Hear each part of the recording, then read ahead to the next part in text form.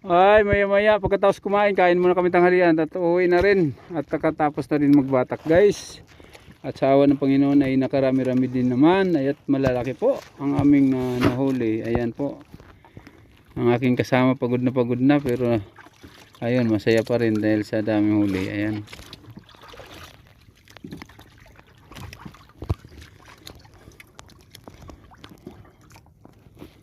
Wala na, kami na lang dito sa Lao Tata.